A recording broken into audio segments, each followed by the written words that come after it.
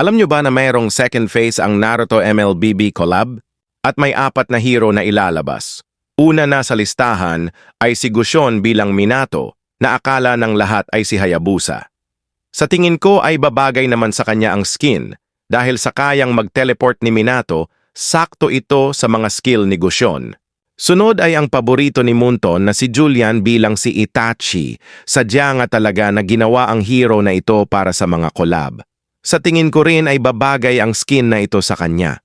May mga nakikita na rin akong mga unofficial na skill effects nito at maayos naman. May kumakalat rin na kasama sa ilalabas ay si Guinevere bilang Hinata at si Valentina bilang si Kaguya. Sina Minato at Itachi ay official na at mayroon na din silang mga voice lines at portraits. Pero sina Hinata at Kaguya ay unconfirmed pa lamang at sinasabi na still in development. Ano ang masasabi nyo sa mga skins sa paparating na Phase 2 ng Naruto MLBB collab?